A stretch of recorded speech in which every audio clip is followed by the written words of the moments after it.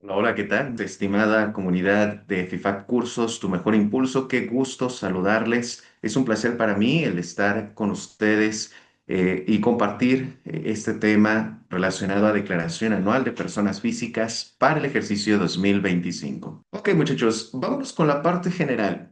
En este tema me gustaría compartirles y recordarles que cuando estamos hablando de la ley del impuesto sobre la renta, es una legislación que regula el cálculo y pago de un impuesto que es anualizado. ¿Qué quiere decir esto?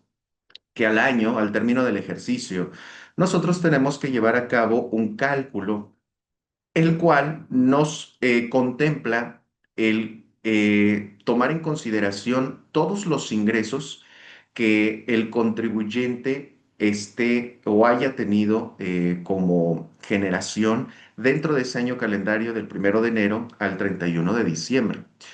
Recordando que, por supuesto, esta ley no define lo que es textualmente ingresos, sino ayuda a identificar cuándo se debe de calcular el impuesto cuando estamos ante un ingreso para efectos de esta ley, pero tal cual no define el concepto. Para ello, de acuerdo al Código Fiscal de la Federación, tenemos que echar mano de lo que estipula el derecho federal común. Hola, hola, ¿qué tal? Solo para decirte que si te está gustando este video, te suscribas a nuestro canal y actives la campanita de notificaciones. Subimos video martes y jueves para mantenerte actualizado, actualizada en temas de alto impacto y en las últimas modificaciones. Y si te está gustando este curso y quieres verlo completo, te invitamos a ingresar a nuestra página en fifac.com.mx. También puedes solicitar una de nuestras membresías para tener acceso a contenido en vivo y grabado, además de grandes herramientas como calculadoras fiscales y laborales, leyes correlacionadas, casos prácticos y mucho más. Ahora sí, sigue disfrutando de tu actualización. Para ello, muchachos, me gustaría comentarles que el ISR, cuando se refiere a ingreso, no se refiere propiamente a una utilidad, no se refiere propiamente a lo que cobraste en el año, sino se refiere a un concepto llamado patrimonio. De hecho, nuestro diccionario jurídico mexicano así define lo que es ingreso para efectos fiscales. El ingreso para efectos fiscales, muchachos, se refiere a patrimonio. Ese incremento, ese valor que cambia conforme transcurre el tiempo en ese patrimonio, es lo que realmente detrás grava el impuesto sobre la renta. En este sentido, es importante considerar entonces que cuando hablamos de una declaración anual, no solamente se circunscribe a lo que yo cobré en el año, sino más bien se circunscribe a cómo mi patrimonio de manera individual, a nivel persona física, cambió de un 2024 a un 2025. Y la lógica y el razonamiento viene de la siguiente manera, muchachos. A ver, el día de hoy yo no tengo algo, pero el día de mañana probablemente sí lo tenga. La pregunta es, ¿de dónde obtuve el recurso para lo que hoy no tengo, mañana sí lo voy a tener? ¿Me explicó? Entonces, ahí es a donde se dirige este tema de la declaración anual y vamos a ver por ello, de forma enunciativa, lo que comentan cada uno de los capítulos en la ley del impuesto sobre la renta para efectos de poder integrar correctamente esos elementos, esas cantidades de las cuales probablemente tú pudiste haber comprado, pudiste haber incrementado tu patrimonio, dependiendo ya sea porque realizas alguna actividad que está sujeta a una subordinación, o bien porque quizás tienes algún emprendimiento y tienes ventas de manera directa con tus clientes o a través de plataformas tecnológicas, o quizás te acogiste al beneficio de un régimen simplificado de confianza, o bien quizás cobras rentas y esas rentas que cobras, esas actividades que realizas, probablemente te representaron la posibilidad económica para poder invertir en alguna propiedad, el poder invertir en algún automóvil, el poder llevar a cabo alguna ampliación en tu propia vivienda. Y esa posteriormente quizás al venderla, pues tuviste que haber pagado algún impuesto.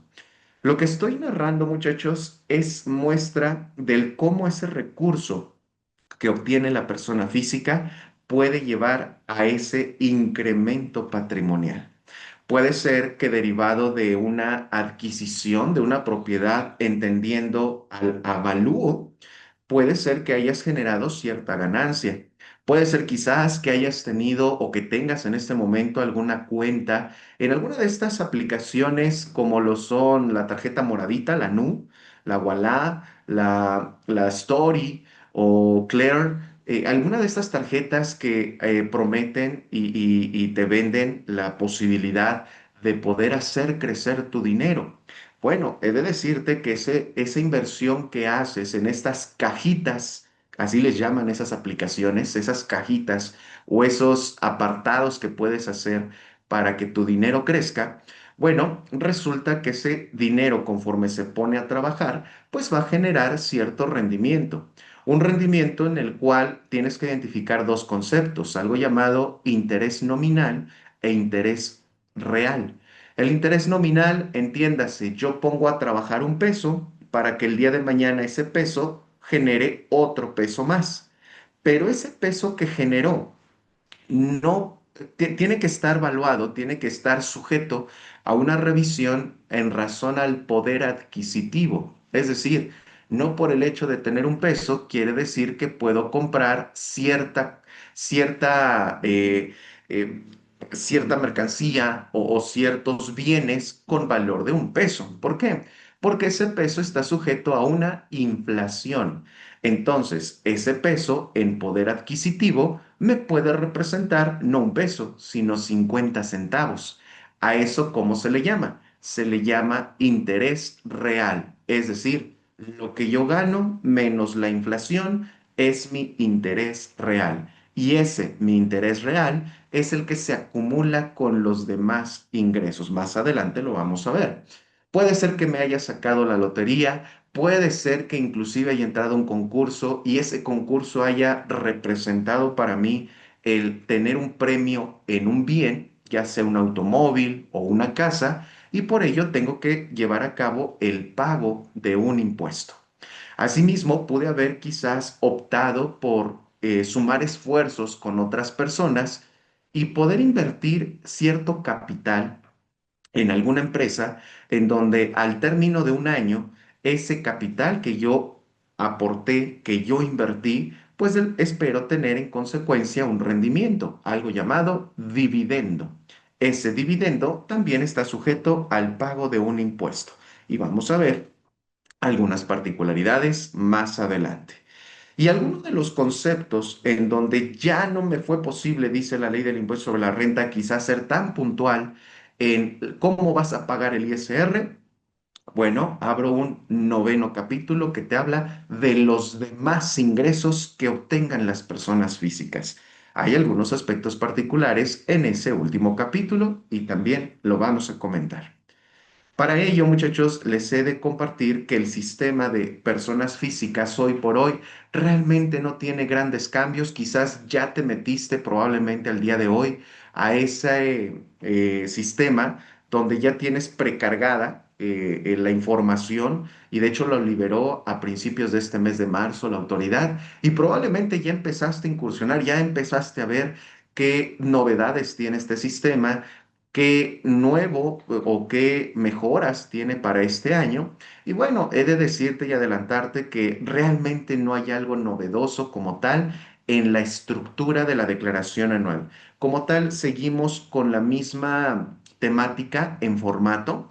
Simple y sencillamente se ajustan algunos puntos en específico que creo yo sí es importante considerar, toda vez que nos da un adelanto la autoridad del cómo y por dónde puede estar su labor fiscalizadora enfocada ya para este 2026. En esencia, muchachos, ustedes tienen las opciones como las puedes ver en pantalla, pero he de decirte que de estas opciones ya están marcadas y así se quedan en función al tipo de ingreso que tú has percibido en el transcurso del año. Hasta 2024, tú podías remarcar o enmarcar las casillas y podías dejar de seleccionar o quitar la selección de algunas que probablemente tú sabías que sí, tenías que presentar, pero quizás por sistema te permitía desenmarcar esas casillas. Bueno, para este 2025, si tú le dijiste al SAT a través de una inscripción al RFC, que ibas a estar tributando en el régimen de actividad empresarial y profesional y presentaste tu baja el 31 de diciembre de 2025, así hayas estado en ese régimen un mes, una semana, 2 semanas, 2 días, el sistema detecta que tienes la obligación de presentar tu declaración y en este sentido, el sistema te va a enmarcar, te va a seleccionar la casilla correspondiente y si tú la quieres desenmarcar, el sistema te va a decir no, porque tú estás obligado, en función a la base de datos que yo tengo, tienes la obligación de presentar información por este capítulo, por esta actividad. A eso nos referimos que parte de estas adecuaciones, de estas novedades en el sistema tenemos.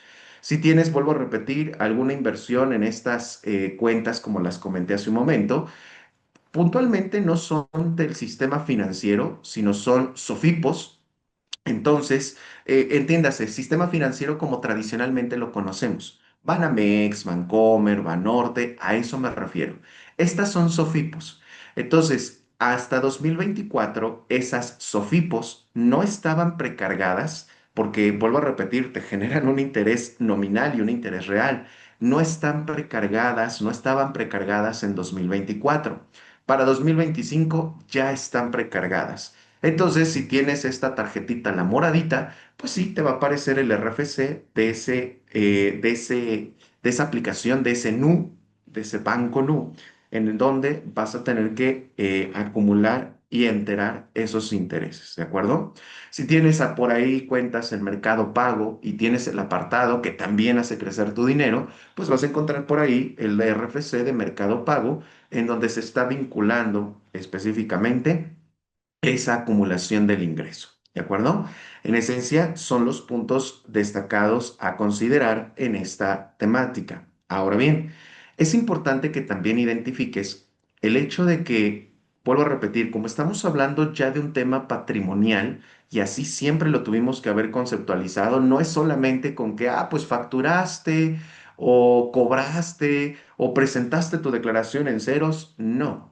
La declaración anual, muchachos, va más allá. No nada más es, pues es solamente la precarga de facturas emitidas o la precarga de declaraciones que se presentaron. No, es un escaneo a fin de año que te hace la autoridad, vuelvo a repetir, de ese tu incremento patrimonial. Tan es así que me gustaría que tomaras por favor en consideración lo que establece el artículo 91 de la Ley del Impuesto sobre la Renta. ¿Por qué? Porque ese artículo 91 establece e identifica el tema que tiene que ver con la discrepancia fiscal. La discrepancia fiscal, ¿a qué se refiere, muchachos? En esencia, tú no puedes gastar más de lo que generas. Si tú dices que ganas 2 pesos, no puedes gastar tres. Y si gastas tres, la autoridad dice de dónde salieron o de dónde salió ese peso adicional. Entonces, la declaración anual lo que hace es identificar de dónde provienen esos ingresos adicionales o que al menos tú tengas la capacidad de demostrar de dónde y por qué gastaste 3 pesos y no solamente dos, que es lo que ganas. Entiéndase por favor aquí el tema donde quizás una persona física está registrada bajo el régimen de sueldos y salarios y se le paga vía nómina el salario mínimo. Y entendiéndose que con ese ingreso, suponiendo que sea el único que tiene, en 2025 adquiere una casa de 1 millón de pesos.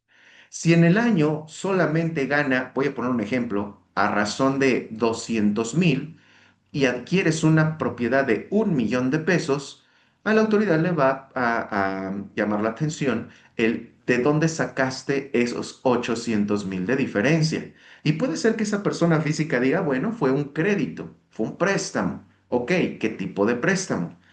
Pues mira, como estoy cotizando, tengo la posibilidad de llevar a cabo la solicitud de un préstamo con Infonavit o con Fobiste. Ok, justificas entonces a través de un préstamo de dónde provino el recurso adicional. Oye, ¿qué crees que no fue un préstamo de alguna de estas instituciones? Entonces, ¿de dónde provino? Es que tuve una cuenta de ahorros y esos ahorros, ¿de dónde provinieron? Y empiezan las preguntas. Es que me donaron. Ok, si estamos hablando de donación, has de saber que de acuerdo a Código Civil Federal, el donativo cuando supera 5,000 pesos tiene que elevarse a escritura pública. Y por Código Civil Federal, el donativo es un contrato a título gratuito. ¿Qué quiere decir esto? Que hay de por medio un contrato. Entonces, si me dices que es donativo, muéstrame el contrato donde dice que obtuviste ese donativo y vamos a ver algunas particularidades de cuándo sí y cuándo no se debe de enterar ese donativo, por poner un ejemplo. Otro más. Conta, dice mi contador que si yo en el mes cobro 1,000,000 de pesos, y después de pagar todos mis gastos, mis impuestos, me quedan 200,000, no dejen la cuenta los 200,000.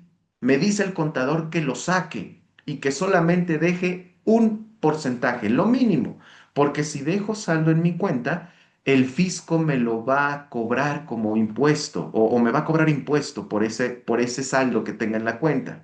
¿Esto es correcto? La respuesta es no.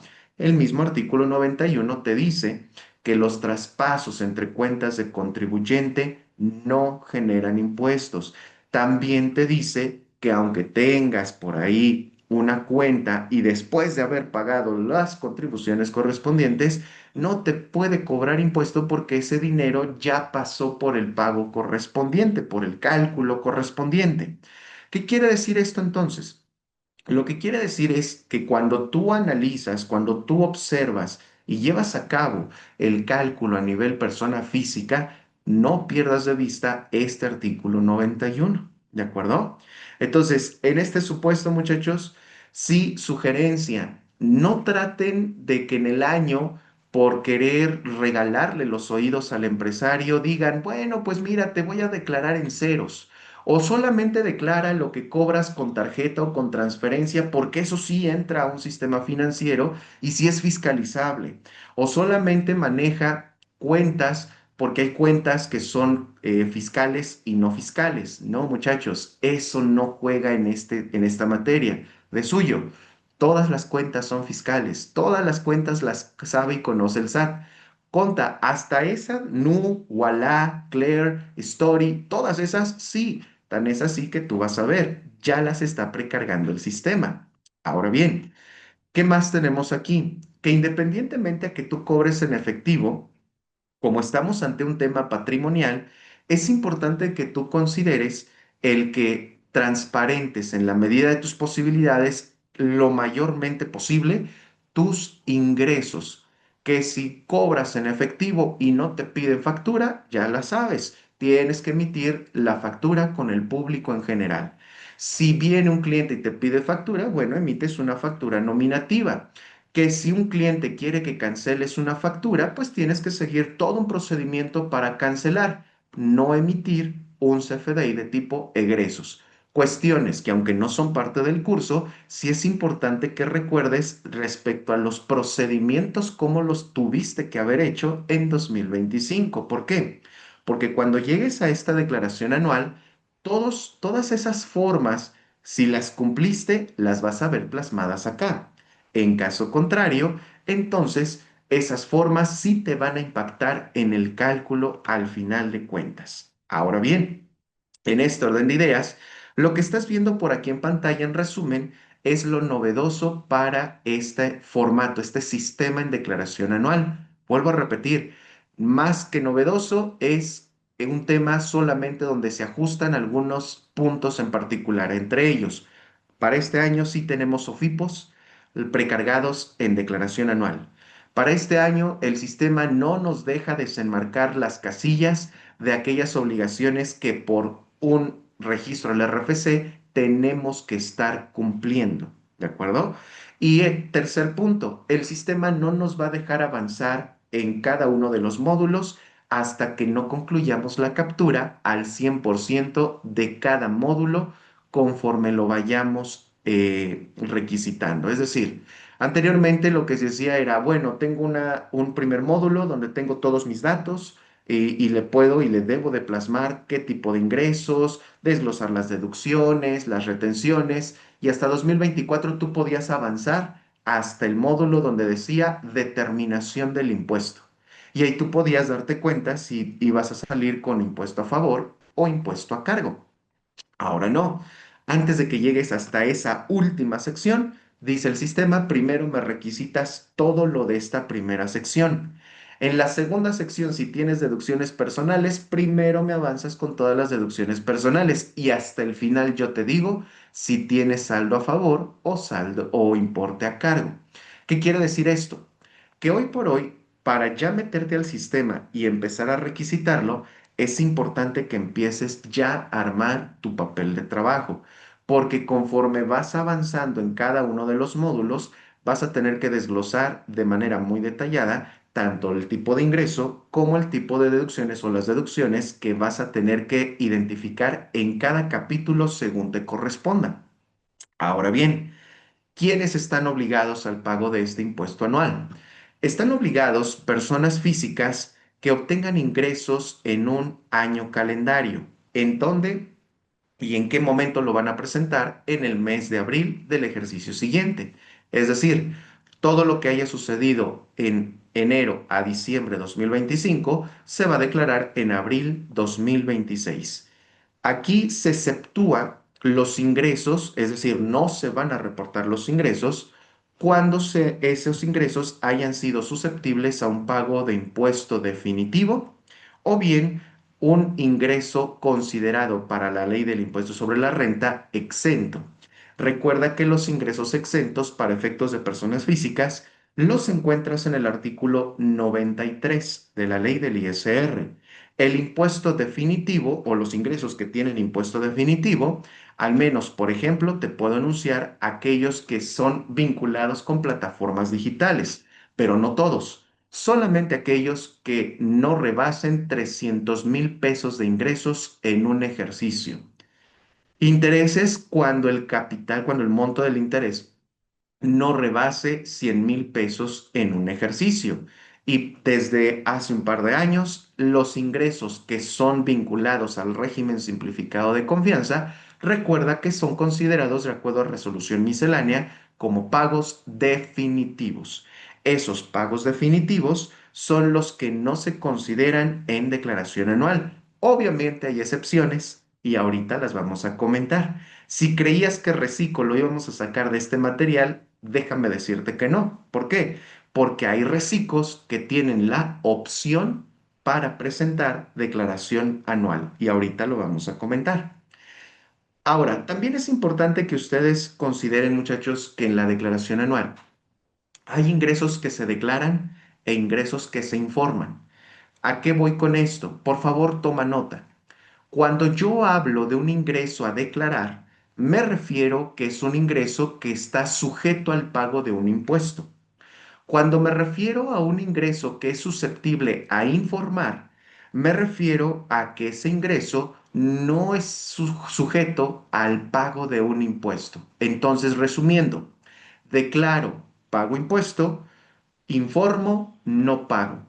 Vuelvo a repetir, declaro, pago, informo, no pago. ¿Me explicó? En este supuesto, muchachos, ¿qué elementos o qué conceptos son susceptibles, ojo, a solamente informar? Bueno, solamente informas, dice el artículo 90, segundo párrafo de la Ley del Impuesto sobre la Renta, aquellos ingresos relacionados con préstamos, donativos o premios, cuando en lo individual o en su conjunto excedan de 600,000 pesos. ¿Te acuerdas que hace un momento te dije o te hice alusión al tema del donativo?